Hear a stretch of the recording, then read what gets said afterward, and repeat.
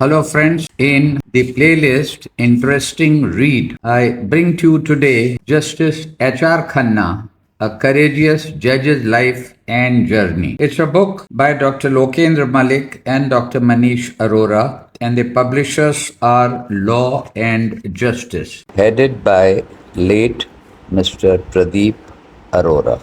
The book has been released in this year, 2026, and the hardbound book, running into 454 pages, actually 456 to be precise, has been priced at rupees 1250. It's available online, and I read to you a few interesting excerpts from this book, starting from page 5. In a portion with the heading Entry into the Bar, it reads, I quote, Mr. Hansraj Khanna joined Amritsar Bar after graduating in law from Law College, Lahore in July 1934 and started as an apprentice with his father, who was a hard taskmaster and would treat him like any other junior. In the same year, he also got married. His initial days in the bar were difficult, and it is said that he used to reach the court on bicycle by about 8 a.m. and work in the office after returning from the court till 8 p.m. Later, it reads, Khanna was a very active member of the bar at Amritsar and had good experience with the bar. He himself recalls his bar experience in these words, quote, the bar room is always an interesting place. Here, there is no room for swollen heads or pompous postures. Soon the colleagues bring one down to earth. It is a place where you come across, as is inevitable, all kinds of temperaments. Even though one in a whole, there is a display of ruffled tempers. Normally the bar room is a pleasant place, full of oral exchanges and hilarious repartees of jokes and anecdotes, good, bad, and dirty.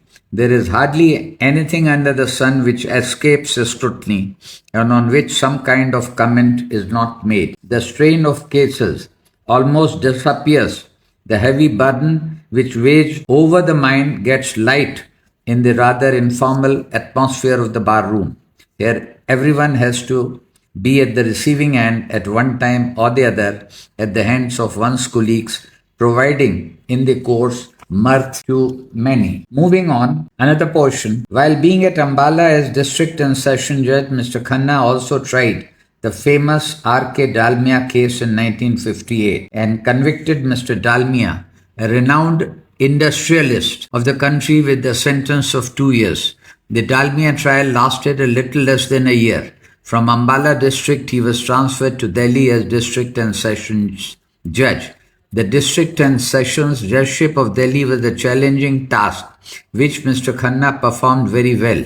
He enjoyed his stay in Delhi as district and session judge, and his tenure was fully appreciated by the lawyers as well as judges. At the age of 49, Mr. HR Khanna was appointed as the judge of the Punjab High Court on 7th May 1962, and thereafter he was transferred to Delhi High Court on 31st December 1966 and was appointed its first Chief Justice on 1st August 1969. Moving ahead to page 5. Till the Kesavananda Bharati case, the things went on in a normal way. But after this case, the atmosphere of the court was suddenly changed. The Kesavananda Bharati case was heard by a constitution bench of 13 judges, including HR Khanna. Some judges who were retiring or had retired were retained in the court to deal with other matters.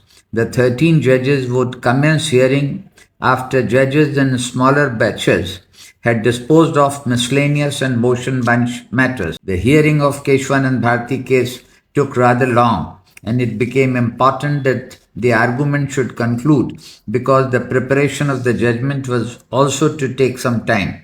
And finally, the judgment was delivered on 24th April 1973. And moving ahead now to page 13. In fact, Chief Justice A.N. Ray entered the reputation of being a committed judge, a judge acting on the terms of the government, as he was appointed by the government by superseding his 3 senior colleagues, namely Justice Sheila, Grover, and Hegde, had decided against the government in the fundamental rights case while Justice Ray had gone with the government by delivering a minority view. And the last piece I read from page 17.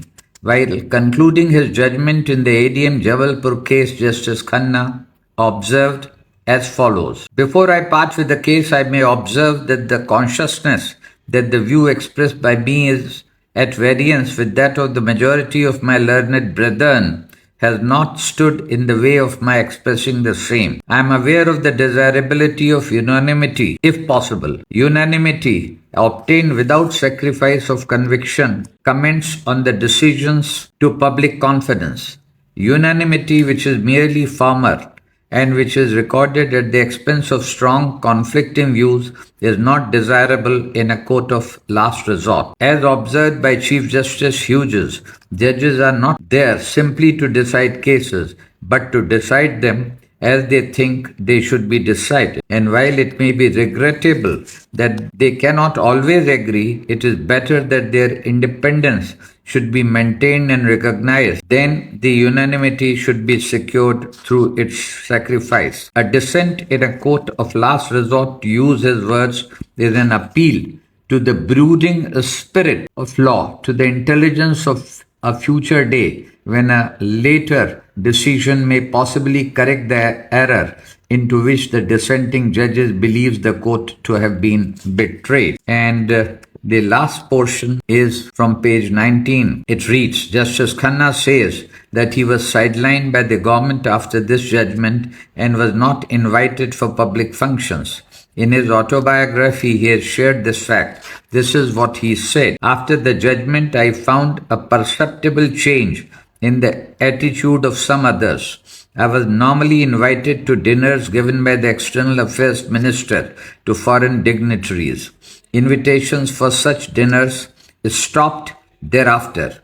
It was obvious that I had become, in the eyes of the government, persona non grata.